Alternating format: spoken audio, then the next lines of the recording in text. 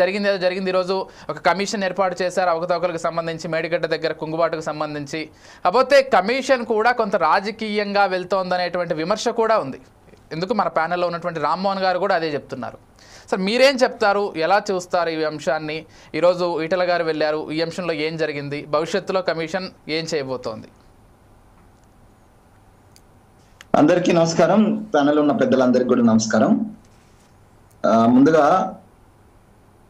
ఈ కాళేశ్వరానికి సంబంధించినటువంటి ప్రాజెక్టు కాళేశ్వరం అవుతుంది. అంతకుముందు ఈ ఎత్తిపోత పథకానికి దాని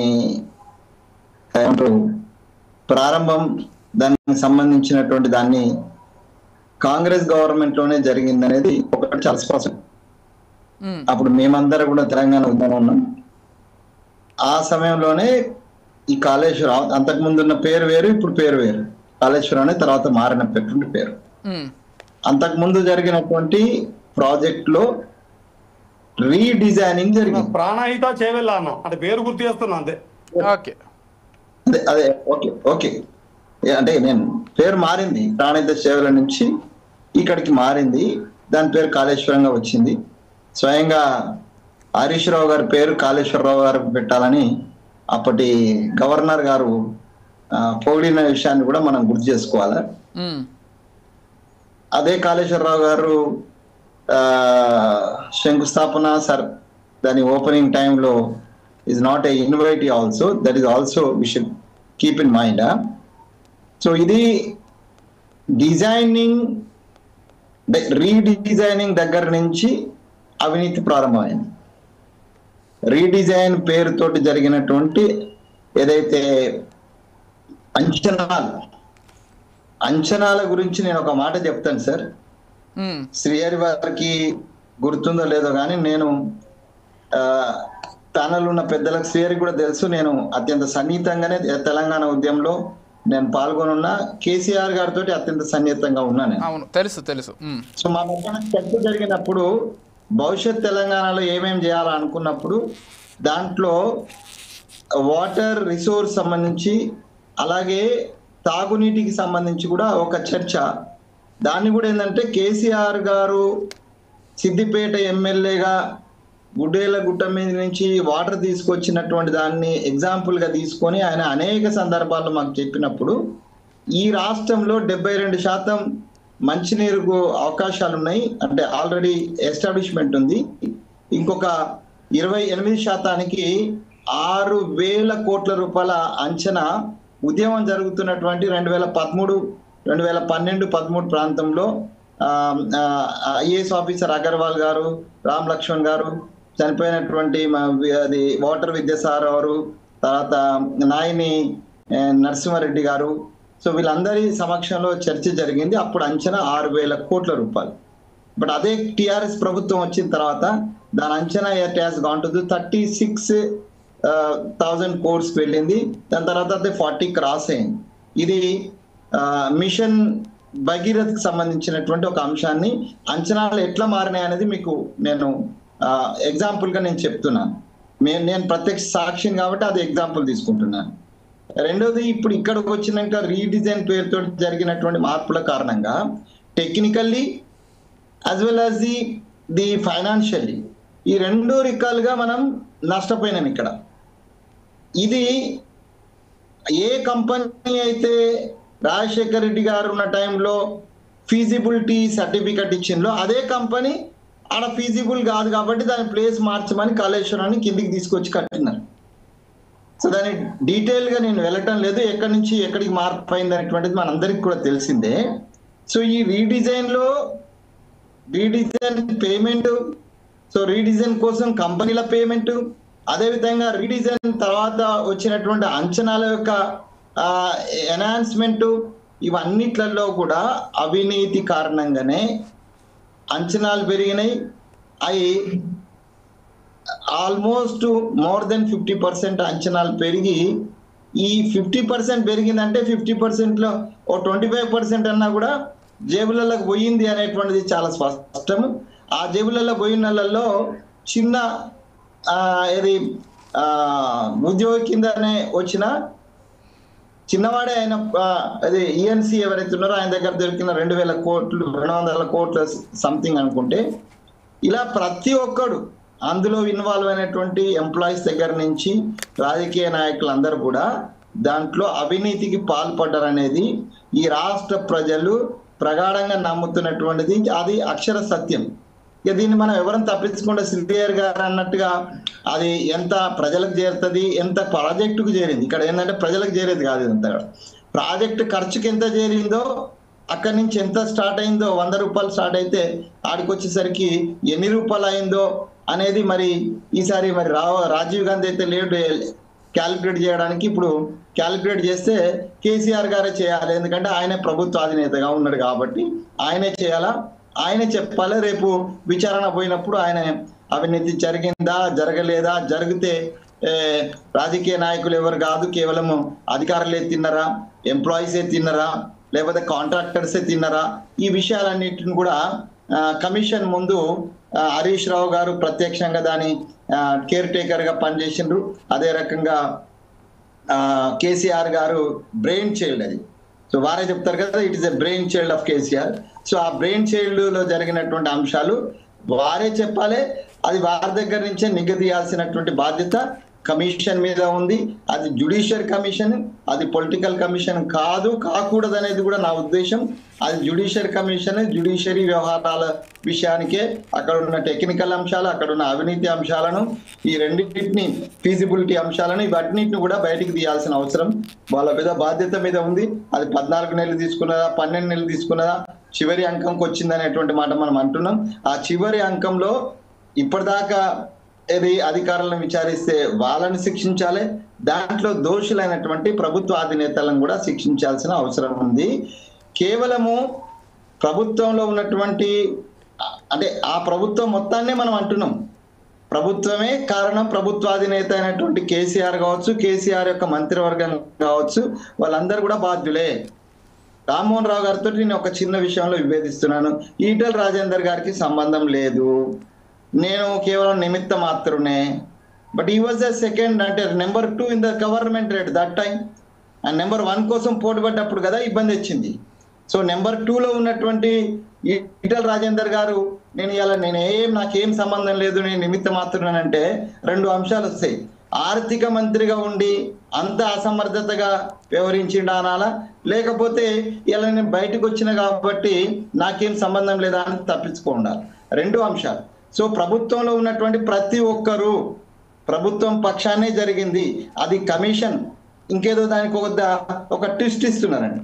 కార్పొరేషన్ నుంచి డబ్బులు వచ్చినాయి, మొత్తం corporation is under the government of Telangana or not? The government of తెలంగాణలో ఈటెల రాజేందర్ గారు, హరీష్ రావు గారు, కేటీఆర్ గారు, కేసీఆర్ గారు వీళ్ళందరూ ఉన్నారా లేరా? మొత్తం క్యాబినెట్ దీనికి బాధ్యత వహించాలా లేదా? ఇదంతా కూడా బిగ్ బాస, స్మాల్ బాస, సెకండ్ బాస, ఫస్ట్ బాస కాదు. All bosses should be responsible for the whatever the government project. ఆ ప్రాజెక్ట్ సంబంధించినటువంటి మంచి జరిగితేనేమో మన ఖాతాలోకి మన బ్రెయిన్ చైల్డ్ అవుతుంది, ప్రపంచంలోనే అద్భుతమైనటువంటి విన్యాసం అవుతుంది. చెడు జరిగితే మాత్రం మనకేం సంబంధం లేదు. అట్లా కాదు వెంకటస్వామి గారు, ఇప్పుడు అంటే ఎవరు దీని వెనక ఉండేటువంటి ఈ ద్వంద్వ నీతి కదా ఇది. మంచి జరిగినప్పుడు లేకపోతే దాని గురించి చెప్పుకోవాల్సి వచ్చినప్పుడు మొత్తం జనాన్నే బస్సులలో తీసుకుపోయి చూపించినాం కదా. ఇప్పుడు క్రెడిట్స్ తీసుకోవాలనుకున్నప్పుడు బ్లేమ్ కూడా తీసుకోవాలి, అది ఏ ప్రభుత్వం అయినా కూడా. క్లియర్ అని అంటున్నాడు, బ్లేమ్ చేస్తున్నారు అని అంటే ఎవరు బ్లేమ్ చేసిందన్నా? బ్లేమ్ చేసింది మేం కాదు, మీరు కాదు, ప్రజలు కాదు. బ్లేమ్ చేసింది అక్కడ ఉన్నటువంటి కాళేశ్వరం కుంగుబాటు. నేను తెలంగాణ అంటే ఎలక్షన్ జరుగుతున్నప్పుడు అనుకున్నా, ఆడ కుంగిందంటే వీడు కూలినట్టే అని అనుకున్నా. ఆ కుంగిన రోజు అనుకున్నా నేను, ఈయన కూలిపోయింది అనుకున్నా. అంటే ఒక మాట వెంకటస్వామి గారు, ఒక మాట. ఇప్పుడు కమిషన్ లీడ్ చేసేటువంటి వాళ్ళు కూడా వచ్చిన ప్రతి ఒక్కరిని దీని వెనక బిగ్ బాస్ ఎవరు, అసలు ఎవరు దీని వెనక ఉన్నారు, ఈ క్వశ్చన్స్ ఎందుకు? అసలు విచారణ క్రమంలో నడిపిస్తే బాగుంటుంది కదా. అంటే రామ్మోహన్ రావు గారికి తెలుసు అక్కడ is an advocate, I'm also an advocate, I know very well. అంటే ఈ అనవసరమైన కొస మెరుపులతోటి అర్థవంతం లేనటువంటి ప్రశ్నలతోటి ఆ కమిషన్ కు ఉన్నటువంటి ఇంటిగ్రిటీని దెబ్బతీస్తున్నది ఇలా ఆ కమిషన్. అది జుడిషియల్ కమిషన్ ఎక్కువ కామెంట్ చేస్తే నా మీద కూడా చర్యలు తీసుకునే అవకాశం ఉంది, కానీ నేనేం దానికేం భయపడటం లేదు. Let it be in the limits of its own track అంతా. ఒక లిమిట్స్ ఏమనొద్దులే, ఒక నైతికత ఉంది, ఆ కమిషన్ కు ఒక నైతికత ఉంది. అది జుడిషియరీ ఏరియాలో వస్తుంది. ఆయన ఒక జడ్జి, ఆయన బిగ్ బాస్ ఎవరు లేకపోతే ప్రపంచ సుందరి ఎవరు అని అడిగితే ఎట్లాంటి అర్థం లేని మాటలు, అవన్నీ అర్థం లేనట్టు. నేనేం సమర్థిస్తలేను దాన్ని. అది రాజేందర్ గారిని అడిగినా, రేపు కేసీఆర్ని అడిగినా, లేకపోతే ఇంకోరిని అడిగినా. నేనేమంటున్నానంటే కొంత అత్యుత్సాహం ఉంటది. ఆ అత్యుత్సాహంతో వాళ్ళు మాట్లాడేటువంటి దాన్ని అంత అనుభవజ్ఞుడైనటువంటి ఒక కమిషన్ చైర్మన్ ఆ రకంగా మాట్లాడి అట్లా క్వశ్చన్ చేస్తే ఎవరేమి చేస్తాం దానికి? అది వారే బాధ్యత తీసుకోవాలి. దాంట్లో మేము జొప్పించింది కానీ లేకపోతే మాకు కానీ ఏ విధంగా మేమే ఆశ్చర్యపోతున్నాం అట్లాంటి క్వశ్చన్ ఎట్లా అడిగిండని. ఇక మేము దానికి ఎట్లా సమాధానం చెప్పమంటారు దాన్ని? ఓకే రామ్మోహన్ గారు, కంక్లూడ్ చేసేద్దామండి, టైం కూడా అవుతుంది. మొత్తంగా చెప్పండి చెప్తున్నారు. అంటే వెంకటస్వామి గారు చెప్పారు కనుక నేను మన ఈటల సమర్థించాను. ఈటల రాజేందర్ గారు సమిష్టి బాధ్యత క్యాబినెట్ నిర్ణయించిందని చెప్పిండు, దాన్ని సమర్థించాను. యాక్చువల్ గా ఆయన మిగతా వాళ్ళ మీద నెట్టేయడం కాదు. మీరు అన్నట్టు ఏదైతే కార్పొరేషన్ అప్పులు కూడా గవర్నమెంట్ ఆఫ్ తెలంగాణ కిందకే వస్తాయి. ఖర్చు పెట్టాలంటే ఆర్థిక శాఖ అనుమతి లేకుండా ఖర్చు పెట్టడానికి వీలు లేదు. అప్పు తెచ్చినా మనల్ని చేరుతాయి. నేను అప్పులు వేరు చూపించిన నేను అదే అన్నా సార్. రామకృష్ణారావు గారి పేరు మీరు తీశారు కదా. So every approval of the state unit should be from the అంటే ఏదైనా ఈ రేస్ సంబంధించి కూడా వచ్చింది కదా. ఇక్కడ కేబినెట్ అప్రూవల్ చేయాలా, ఆ అప్రూవల్ సంబంధించినటువంటి అధికారిగా ఉన్నటువంటి ఫైనాన్స్ సెక్రటరీ దాన్ని సంతకం పెట్టి ముందుకు పంపాలి కదా. ఖచ్చితంగా. అందుకని ఫైనాన్స్ సెక్రటరీ సంతకం పెట్టాలంటే ఆర్థిక మంత్రి పర్మిషన్ ఇవ్వాల్సింది. నేను దేనిలో సమర్థించిన అంటే ఇంతకుముందు మన చామల కిరణ్ కుమార్ రెడ్డి గారు ఏమన్నారంటే, నువ్వు అబద్ధం చెప్తున్నావు, కేబినెట్ కూడా సంబంధం లేదు, పక్కకు నీకు ఏం తెలియదు అన్నాడు. అది చెప్పాల్సి ఉండే, దీన్ని సమర్థిస్తున్నావు బీఆర్ఎస్ అన్నాడు. కరెక్ట్ కాదు. ఆయన చెప్పింది ఏంటంటే సమిష్టి బాధ్యత ఉన్నది మాది, నేను కూడా కేబినెట్ మినిస్టర్ గా అది అప్రూవల్ పొందింది అని కూడా చెప్పిండు. దాన్ని మాత్రం సమర్థించారు. మిగతా విషయాలు ఆయన సంబంధం లేదంటే చెల్లదు. ఆర్థిక మంత్రిగా ప్రతి ఫైలు రూపాయి ఖర్చు కావాలని ఆర్థిక శాఖ ఖర్చు పెట్టాల్సింది. అదే నేను అడుగుదాం అనుకున్నా, మీరు చెప్పారు. ఖర్చు పెట్టాలంటే ఆర్థిక శాఖ అనుమతి లేకుండా ఒక్క రూపాయి కూడా ఖర్చు, ఎక్కడి నుంచి అప్పులు తెచ్చినా సరే ఏం తెచ్చినా సరే అది. కాకపోతే కార్పొరేషన్ అనేది మన గ్యారంటీ అప్పులు ఉన్నాయి కదా, అది కార్పొరేషన్ జరుగుతుంది. గ్యారంటీ అప్పులు ఏంటంటే మనకు యాదాద్రి భద్రాద్రి ఉంది కదా సార్, దానికి మాత్రం వాళ్ళు ఖర్చు పెట్టుకుంటారు, వాళ్ళే బాండ్ రాసిస్తారు. కేవలం గ్యారంటీ ఇస్తుంది, వాళ్ళ అప్పులకు మేము బాధ్యులం అని చెప్పి. అంటే నేను ఇంకో మాట ఏమంటానంటే, నేను కేవలం ఈ మంత్రులు ఎవరైతే ఉన్నారో వాళ్ళు కేవలం సంతకాల వరకు పరిమితం అవ్వకుండా సంతకాలు పెట్టిన తర్వాత ప్రాజెక్ట్ ఏ విధంగా నడుస్తోంది, పెట్టినటువంటి సంతకముకు ఎంత బాధ్యతాయుతంగా ఉన్నామనేది కూడా చూసుకోవాలేమో. ముఖ్యమంత్రి చర్చలో ఒక అబ్స్ట్రక్షన్ నేను క్రియేట్ చేస్తున్నా. చెప్పండి. రాజకీయాలు ప్రస్తుతం ఉన్నటువంటి సినారియో మాట్లాడుకున్నాం సార్. 10 రూపాయలు ఇలా విడుదల చేయాలన్నా కూడా బట్టి విక్రమార్క గారు ఫైనాన్స్ మినిస్టర్ గా అనుమతి లేకుండా రూపాయి బయటకు వస్తలేదు అనేది ఇవాళ ఉన్నటువంటి చర్చ. మీకు మాకు మధ్య అందరి మధ్యన చర్చ. నేను ఫైనాన్స్ మినిస్టర్ అసలు సంబంధం లేదు, ఆయనకు లేకుండే జరిగింది అని అంటే, ఇప్పుడు రాజకీయ నాయకులే అక్కడ ఉన్నటువంటి అధికారుల కంటే ఎక్కువ ఏ ప్రాజెక్ట్ కానీ, అది మా ప్రభుత్వం కావచ్చు, లేకపోతే గత ప్రభుత్వం కావచ్చు, లేకపోతే ఇందిరాగాంధీ ప్రభుత్వం కావచ్చు, లేదా వాజ్పేయి ఒక్కసారి అండి శ్రీహరి గారితో ఒక్కసారి శ్రీహరి గారితో మాట్లాడదాం దీనిపైన. శ్రీహరి గారితో ఒక్క మాట శ్రీహరి గారు దీనికి చెప్తే బాగుంటుంది అనేది నా అభిప్రాయం. ఓకే శ్రీహరి గారు ఒక్క మాట. రామ్మోహన్ గారు ఒక విశ్లేషకులుగా చాలా విషయాలు లోతుగా చెప్పారు. వెంకటస్వామికేమో పాపం విపరీతమైనటువంటి కేసీఆర్ గారు దగ్గర తీయాలని కోపము.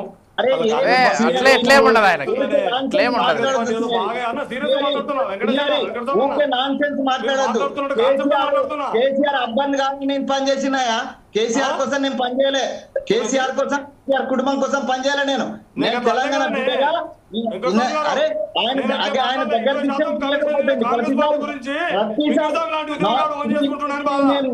ప్లీజ్ మంచిగా నడిచింది డిబేట్. అనవసరంగా అట్లాగా శ్రీహరి గారు ప్లీజ్ ఒక క్వశ్చన్ శ్రీహరి గారు ఒక క్వశ్చన్ అండి, ఒక క్వశ్చన్. ఓకే వెంకట స్వామి గారు, నేను కూడా ఖండిస్తున్నా అలాంటి వ్యాఖ్యలు కరెక్ట్ కాదు.